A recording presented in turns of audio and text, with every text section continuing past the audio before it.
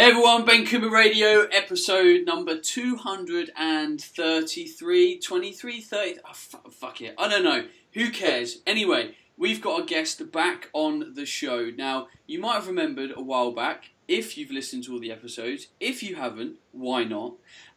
We had an S&C coach on by the name of Dave Cripps. Now, Dave is ex-Leicester Rugby Tigers S&C coach, now has a gym in Birmingham after leaving professional sport. And I thought I'd get him back on the show to talk about some new things that I've been thinking about and kind of try and share some of his thoughts. So, Dave, welcome back on the show.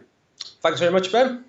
So, mate, since the last podcast we had, what's changed? Has anything changed? Should we let the audience know about things? How's the gym going? What has evolved in your world? Oh yeah, well, a lot's changed, I suppose. The gym has evolved, thankfully. I wouldn't want to say otherwise anyway. Coalition Performance, what we set up in Solihull, a big passion starting from nothing, and we've grown that up now to pretty much a capacity. So we're pretty much just shy of creating a waiting list with that, which is really great, really cool. Wow. And as well, kind of spreading the word in terms of helping people kind of beyond the gym as well. So we do kind of distance coaching as well. So through to guys in the armed forces, getting involved in the SAS, right through to normal people as well. And then all the joys of being a father and a husband as well to balance that out. So yeah, lots been going on. So it's been a challenge, but it's been really good. Mother, that echo is back. Hello, is it gone? It's gone. Right, I'm carrying on. Sorry, people listening to this podcast. We've been battling for the last 20 minutes with an echo, and it keeps coming and going. I'm going to try, hopefully it will stay away, but if I F and blind a little bit, it's because me and Dave have already had about 20 minutes of problem getting the show started. Technology, sometimes you need a gouge in the eye. Right, so Dave, you've set up a gym. You've got an incredible user base. People are loving what you do. In the world of health and fitness, there's an awful lot of talk about, personalization, specific programming, and that is obviously the gold standard to get everyone in, look at all their flaws, their weaknesses, their movement patterns, all that kind of stuff.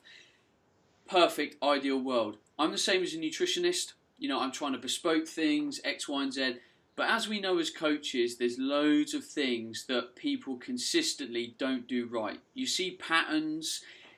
Talk me through the kind of process and system that your gym has and what you're seeing in people, because when you come in the door, when a user comes in the door, I can imagine that straight away you're already thinking, I'm probably going to see this problem, I'm probably going to see this. So if someone looked at your exercise programs, they might think, oh, Dave, you're not doing very much bespoke programming because you know that so many people are not strong in X, Y, Z. So talk me through some of those things, because I want the audience to think, right, if Dave's seeing that a lot as a coach and he's an expert in his field, should I be focusing more attention on these things as well?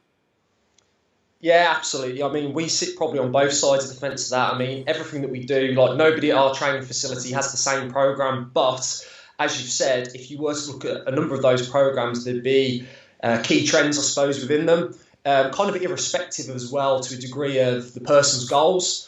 So typical things that we've come across to begin with, even actually before we've done a movement screen, we do it quite differently. Like you said, almost as soon as you see them, as soon as you speak to them, will be first of all the classic postural issues. So thoracic mobility, just through lifestyle or sport, is usually poor.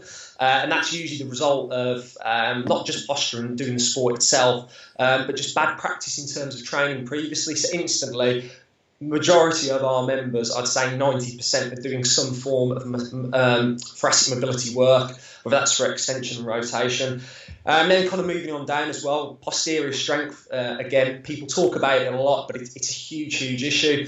And a lot of that, again, comes down to, all the classic stuff, poor gluteal activation and vice versa, which, to be honest, particularly someone who hasn't got a great training background, if you don't fix in the first place, you can't really develop and move on to all the other bells and whistles that people want to be able to do. So from a strength perspective, there's that as well. even before we've done an assessment, those are two classic areas that straight away we're kind of almost knowing this is going to be an issue and it's something that needs to be addressed. Sometimes it's just the extent of how bad that is in the first place. I think, obviously, our modern environment has a lot to play with that. Sitting down in a chair, you just mentioned glute activation. Well, if I sit on my ass all the time, it's not going to be doing a lot apart from being nice and soft and flabby for me to sit it on. And then thoracic, spine, if I'm sitting at a desk slouching over, then it's getting movement in one direction, flexion, but never in extension. So I can imagine I suppose my question is, are you then trying to do some re-education in the postural area, because you don't want that problem to keep happening? Like, I know there's problems with my body, and if I keep doing things in a poor way in my environment, I will constantly be fighting what I'm trying to improve. Yeah, and I think there has to be a dose of reality took when it comes to looking at posture. Take a rugby player, when I was working a long-term project, one of my international props, he was never going to have absolutely wonderful thoracic mobility, because week on week he was putting his head down, he was being in a scrum, and his spine was getting compressed. So to almost kind of think as a coach, right, I'm make him posturally perfect, it would be crazy, and you don't actually need to do that. But when it comes down to these things, it's being able to think about, okay, then is it something that needs to be improved for that person based on what they want? And 9 times out of 10, those two things, for example, do fall into that requirement in some way. And then it's actually looking at, okay, if we're going to do it, how can we do it realistically? And I think a big issue when it comes to postural stuff is it can become extremely overcomplicated. But essentially, when you're looking at it, you're trying to do 2 things. You're trying to mobilise an area and you're trying to strengthen an area. And if you do those 2 things correctly in the right way, you're absolutely fine and you're laughing. So, another classic one that springs to mind, again, this is all kind of cliche, typical stuff, but it's because it's true. Hip flexor, anterior hip mobility. If there was one stretch that I'd give to anybody, if there was only one I could use, it'd be a stretch to target the hip flexor and the quad at once, because that's one that we're constantly hammering all the time, whether it's in cyclists, whether it's in, bloke who works as a solicitor, whether it's in rugby player, whether it's in mother who lives down the corner and looks after the kids all the time. It's a consistent theme again. Very interesting. And that is a stretch that I need a lot of. So I hear you. Now, I want to pick up on something you said with something that is often weak and tight. Now, I've been talking a little bit about movement in my seminar tour that I've been doing at the moment, because movement is something that I've invested a lot of time in recently. The last 9 to 12 months, I've really realised how much better my body has performed in the gym from moving properly.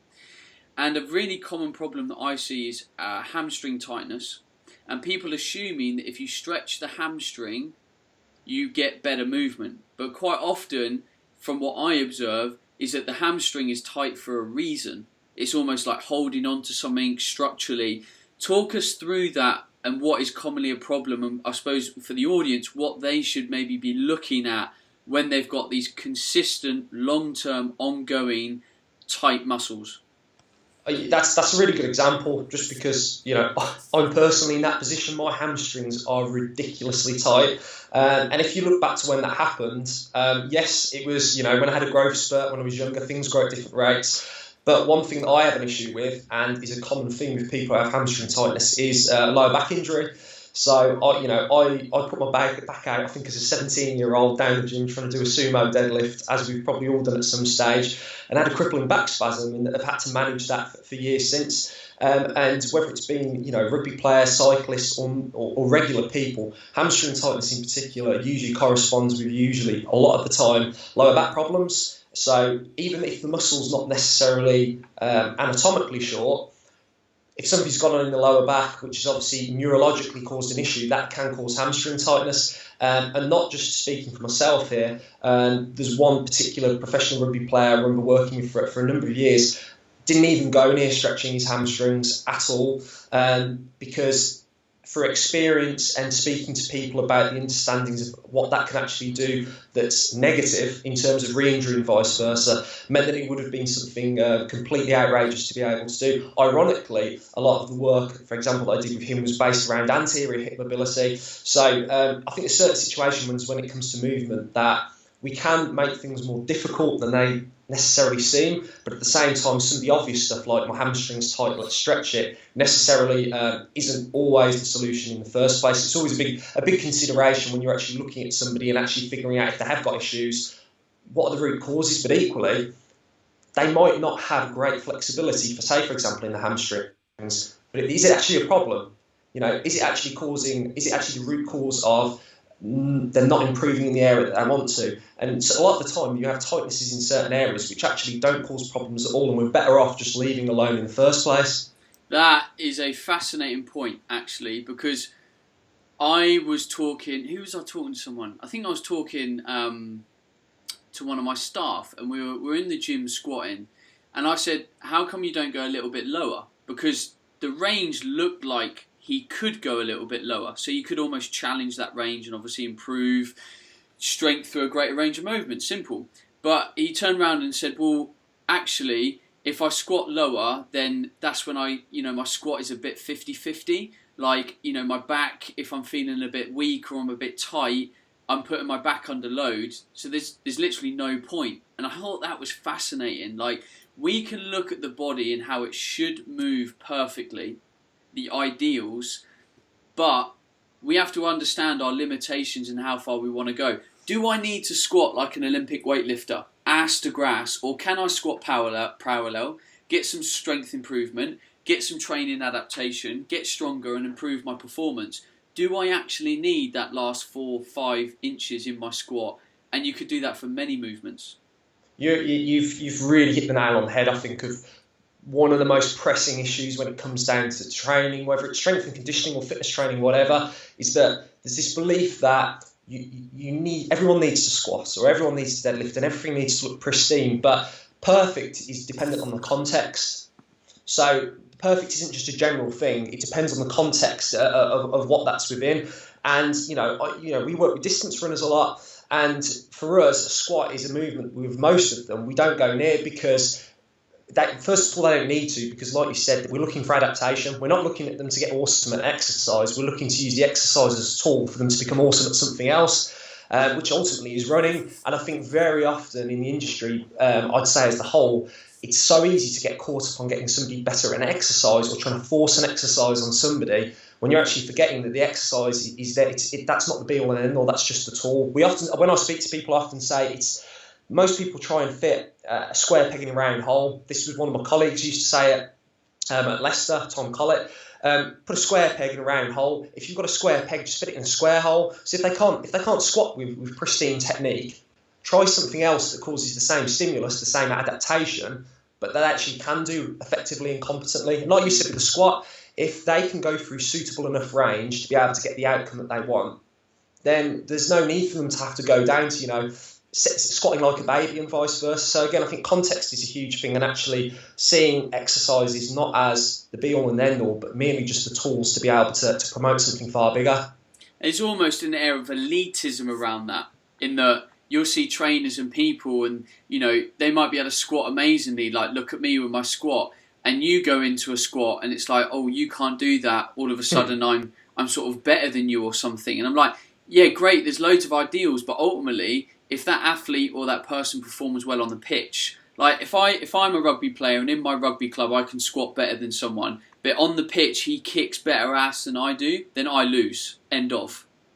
Exactly, and that you're right. That's about it's a big picture. It's about seeing that big picture. Are you improving the ultimate thing, or are you just getting strong in the gym for a reason? I came across somebody the other day who put up on Twitter a picture of somebody who said, "Brilliant, after 12 months we've got you squatting perfectly." Now, my kind of thought then is, if you spent 12 months trying to get someone to be perfect at an exercise, when you've just been better spending 12 months at getting them perfect at something which was going to make them great at the thing that they're trying to do, which is trying to run faster or jump higher and vice versa. So again, I think it can lead to coaches wasting huge amounts of time on trying to get people technically great at an exercise, instead of actually just trying to get some great adaptation, improvements in strength, improvements in power, and be able to improve the things that people come to you for in the first place. Now, saying that, I'm going to say that I'm currently loving squatting purely because I can now squat properly. So I'm really enjoying it as an exercise, and I'm finding it now that I'm using the squat as a gauge to how my body is performing biomechanically. Because if I go into a squat and I can feel that I've got the flexibility and strength to rotate my hips in the right way, keep my back up, be able to sit in that hole, then actually I'm using it as a gauge. So I fully appreciate where we've just taken the direction, but I think exercises can allow us or show us sort of different things. And I think for me, it's kind of almost, I don't know, it's almost given me a new sense of energy with lower body training and progression, because I've unlocked like a different area that I can improve in. Now, I'm just someone that's looking to perform and feel good, and I think we always have to reinvent ourselves slightly in the gym. Like, you can't expect someone to do a front squat for 20 years. Like, you're going to have to change that and keep twisting it. So for me, learning movement and opening up my body has allowed me to enjoy different areas of training, which is nice. You know, and there's always opportunity in terms of the outcome that you want to go about that in slightly different ways. And again, that's dependent on the individual, and that changes over time. And I think particularly when you're looking at 99% of people who you know, go to gyms, you know, they're not professional athletes, and a huge part of them for going is, do you know what, they want to enjoy it, don't they? You know, it doesn't. Yes, you want the results and everything like that, but you want to enjoy it to make it sustainable. And as a coach who works with, you know, real world people, normal people, that's something that we have to kind of be aware of in the recipe. It's not just about looking at the physiology and saying, right, we're trying to improve these physiological things to get this outcome. We also need to balance that with this person needs to be able to enjoy it. And I think that's interestingly moving away from professional sport. That's been really a really prominent thing that's been in the back of my mind. But at the same time, I think that, you know, if someone comes to you with a goal, whatever that might be, you have to fundamentally make sure you've got the tools in place to be able to make sure they're moving towards that goal. But again, I think your point relates back to as well that, you know, they've got to be able to enjoy it. There wants to be some sense of fun, some sense of it's not all black and white, I suppose. There's that subjective feeling that I suppose you're talking about as well. My next progression is I want a nice badass overhead squat and be able to do a shoulder press in the bottom of the squat. Good luck with that. I'm going to keep trying. I just think it's you know, I really appreciate the strength of the posterior chain. Now I've invested time in it. My body from a year ago is just so much different now that my back, I'm not going to call it strong, but it's stronger. And I feel, you know, like I couldn't do a reverse hyper exercise without using my back and arching all over the place. But now I can activate my glutes properly and separate different areas of strength in my posterior chain. Like, yeah, my body works fantastically, or better. Yeah, I mean, you know, if you've got a plan nailed down specifically for what you're looking for, and you go about it in the right way, you know, increasing strength in the right areas, being able to, kind of like you mentioned there, dissociate between certain areas of the body so you can move more effectively. Well, you can't really go wrong. The issue usually arises is where, and I suppose it's a common theme with most people, and I've been there when I was younger, is you don't quite really know how to go about it. So you try and do everything, but in the quest of trying to do everything, you almost end up doing nothing because you're spreading your time over so many different things instead of just focusing on the things that are going to make the real difference, like you were speaking about there. So talking about things that will make a real difference, one of the things that I've been chatting about, again in my seminars, is this prospect of training less. Now I think it's an interesting prospect because I think a lot of people that get into fitness, they scale up their training in a way that they add, and they do more and more and more. And they never take away, they're never objective enough to say, like, I'm not recovering as well as I should be now, and maybe I should be in the gym a little bit less and seeing my family a little bit more, that kind of stuff. So talking of minimal effective dose, if someone was training 5 days a week and wanted to get the same training effect and kind of develop and continue and maintain to develop their body in a certain way, if someone was training 3 days a week, what would you have them doing in the gym? Yeah, well, I think the first thing is I would say there's a big perception in people that they almost have to do more than they need to, but at the same time then there can also be a perception then that by doing less, there's almost, you don't really have to try particularly hard. I think it's a dangerous conundrum that we kind of live in. Obviously, less can be highly effective, but equally the application, the intensity of it has to be spot on. So, I mean, with most people like we coach, we're seeing them 2 or 3 times per week in general. We really have nobody who we see kind of 5 times a week, apart from the rare person. That's because, going back to what you said, there's that minimal effective dose, and if everyone's got families and work and careers, and it needs to be balanced out with stuff. So if I'm looking at kind of in general, I suppose, what are we focusing on with somebody with a general type of goal? I think the first thing is being able to improve strength in key areas. So we've kind of already discussed, people have issues with posterior chain, people have issues with torso strength, pulling strength, a whole range of things. But again, it comes down to not trying to do. If you look at one of our programs, and I always show this to people, they're shocked at how little there is in terms of exercises. I'm talking there might be like 3 lifts per session, 3 lifts, nothing else, 4 maximum. And then in rest periods, there's some mobility work. So again, we're targeting hip flexor, thoracic mobility. And then if there's a body composition need as well, in terms of body fat, well, there'll be some proper supramaximal interval training at the end.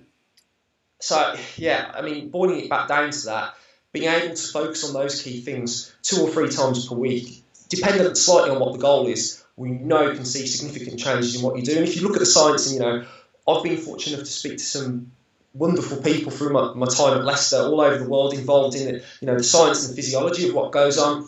And the intensity is the reoccurring theme that they're talking about as being a real driver to adaptation. The key thing there, though, is that great, we don't need to do as much as we potentially think we do. However, intensity is driven by effort and quality, and often that's something that sometimes people can forget about at the same time. I think this is where I explained it. Like, if you've got 5 days a week of training, and you boil that down into 3 or 4 days a week training, then you have an opportunity to get the same adaptation effect, because you've now got more recovery time. So that should mean your body's in a better place to perform. The key determining factor is if you go into the gym and don't train hard enough, you won't adapt. If you go into the gym and make that 1 hour count, and you've only got 3 hours a week count, your body will adapt favourably. And you'd be amazed at how little stimulus, if the stimulus is powerful enough, the body needs to actually adapt or maintain adapters. And the reason why I say that is because I think people feel if they train less, they're going to lose all their gains. Yeah, absolutely, and you hear that all the time. I think there's really 2 key messages that I'd say when it comes down to kind of thinking about this concept. Here is, again, most people saturate their programs with lots and lots of exercises. If people stripped it down and merely kept the majority of their work down to compound lifts, that's instantly an easy win, because we're getting more muscle recruitment for the same amount of time that we're spending on something. I think the other thing as well, if we're kind of looking at it a little bit further as well, is that, most people don't progressively overload. And I'm not getting all deep here. Essentially, are you trying to challenge the body to do a little bit more the following week and the week after that? We spend probably about 8 hours a week with our programs, progressively overloading the programs of our members. That is a huge amount of time we dedicate to that, but that's because it's so bloody important.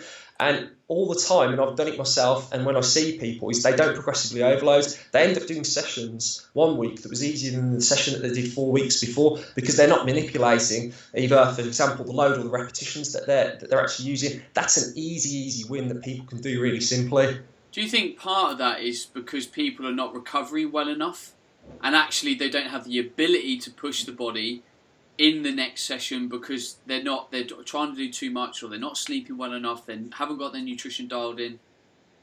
To a degree, I think one of the biggest things is actually people don't realise how hard they can push themselves. And I don't mean like in terms of, Rocky and, all these kind of movie trailers where people are dying and throwing up and stuff like that.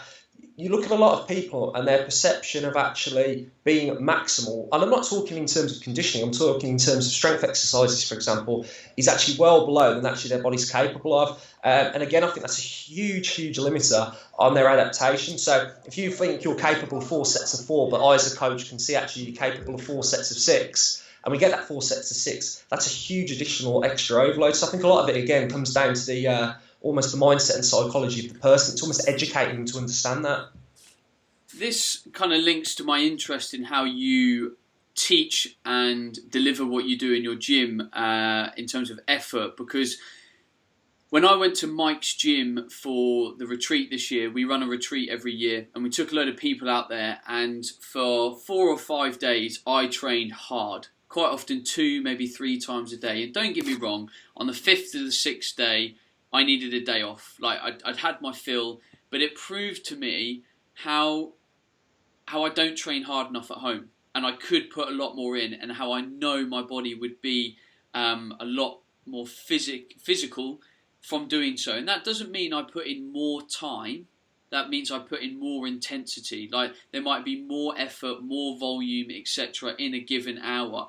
And I think that's where CrossFit has won to a degree, because people are relishing intensity, and whether they're only training for 10 minutes, they are putting in maximal work for 10 minutes. So do you do a lot of kind of like group and small person training in your gym because it fosters that intensity?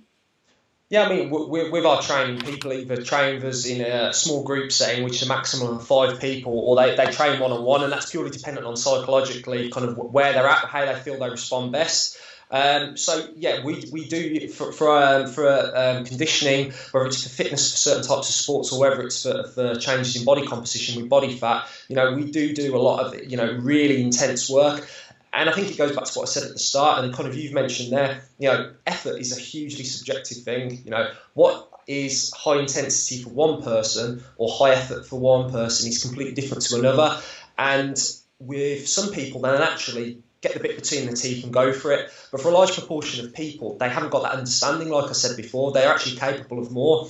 And one of the best ways, I think, to be able to do that is to be able to give some form of feedback which ties in with that. So, example for us is, if someone's on a watt bike, a measure of effort can be the watts that they're actually producing, and you can see in terms of how their drop off and that changes over the course of a session is actually, are they tapping into all the efforts that's there? And it's unrealistic as a coach to expect somebody who's never done that before to be perfect. But it's a case of educating to show, oh, look, here, we could see this change here, which would suggest actually that you could have gave it a little bit more there, not for my benefit, but obviously for your benefit to get more out of it. So, yeah, intensity is a huge thing. And I think for the people who can chase it and get it, they get far more greater gains in what they do. But equally as a coach, I think we have to make sure we educate people and give them feedback to ensure that they actually are doing it intensely. If you look at HIIT training, right? HIIT training is the big thing at the moment.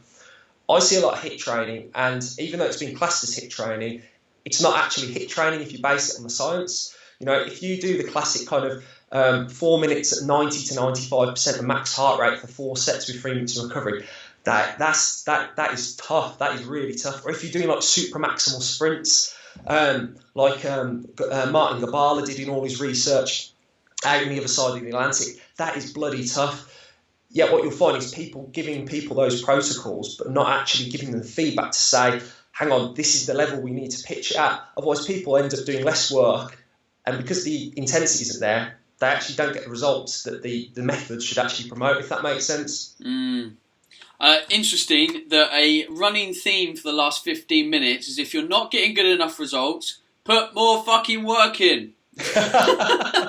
It's true though. It's true. It's not sexy and it's not groundbreaking, but again, it's one of probably 3 things you see that fundamentally limits people from getting what they want out of their training.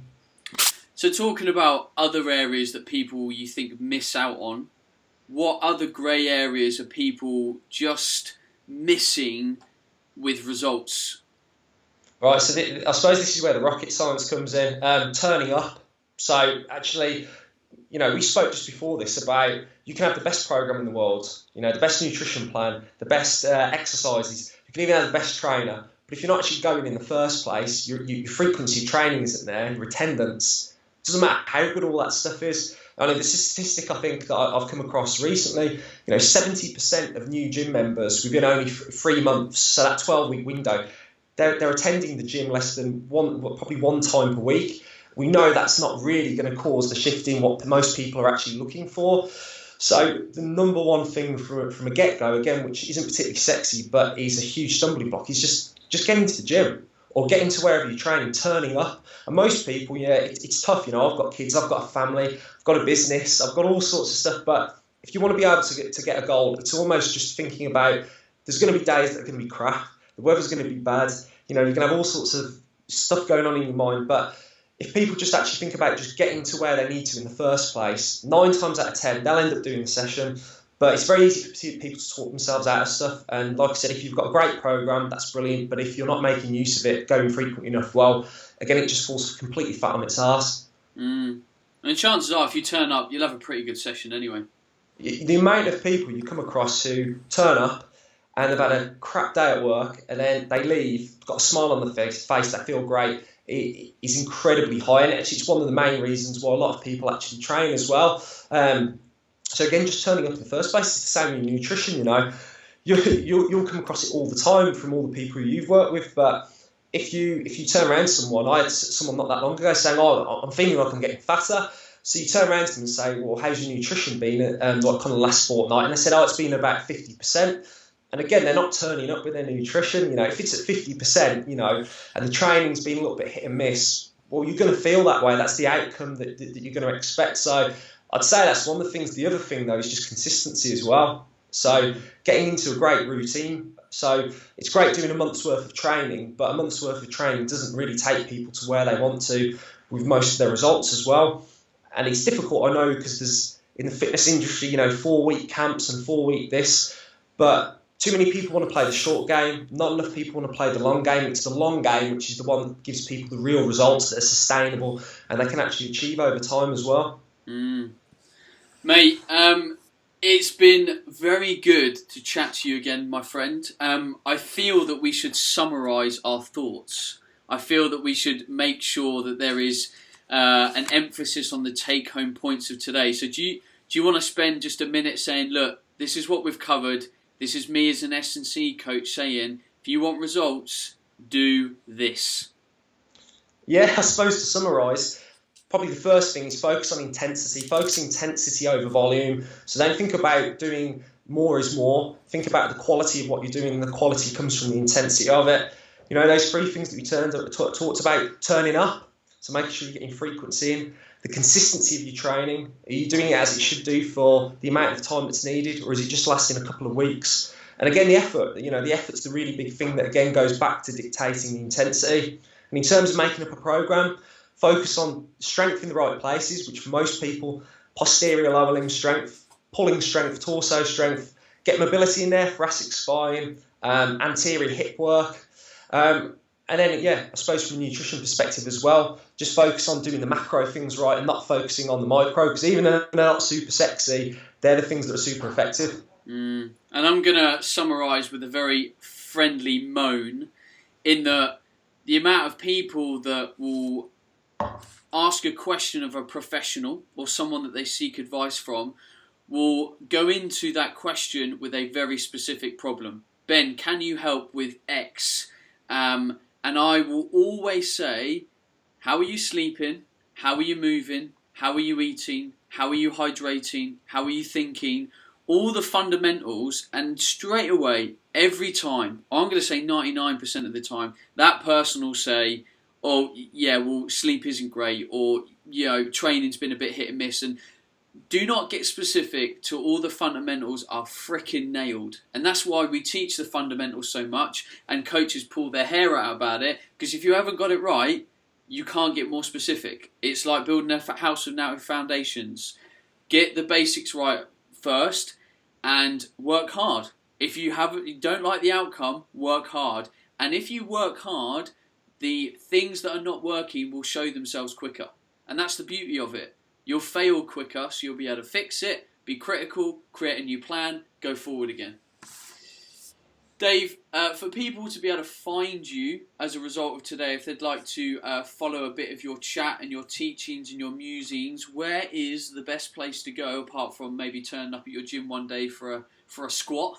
Probably the best place is Facebook. So we're called Coalition Performance. So if people type that into Facebook, we're putting stuff out pretty regularly daily in terms of videos and all sorts of bits and pieces, which is a little bit different to the conventional stuff that you see out there in the world of fitness as well. So it's good value. Nice. So that is Coalition Performance. He's also on Twitter, because I follow Dave on Twitter. I'll be honest, Dave, I don't follow you on Facebook. I hadn't even thought about getting that search on, so I'm going to go and search you because I'm always looking for the tips. You're missing out. You're missing out. So go and find Coalition Performance. If you're in and around the Birmingham area, maybe think about having a session or just popping in and having a look at Dave's gym. Dave, thanks again for sharing your wisdom on the show. It's been very good. Very good. Pleasure, mate. Pleasure. I've enjoyed it. Cheers. For everyone that's listening, please don't let this information fall on deaf ears. Do the right thing. Keep applying. Keep being intelligent. Keep working hard. If you've enjoyed the show, please show it some love on the social media platforms. Share it around and help the show grow for me. It would mean an awful lot. And if you haven't left a review on iTunes, please do so. Again, it would mean a lot. And for the Q&A parts of the show, if you email bencoomber@gmail.com with the subject line podcast, you can have your question thrown into the mix. Right, that's me gone. Who's on next week? No idea. I've forgotten, but it'll be someone good. That's goodbye from me. Dave, give a final goodbye. Goodbye. And we are out. Be awesome. Hello everyone. Good morning, good afternoon, good day, good evening, wherever you are. It's just me. It is just me on the show today. Podcast episode 232.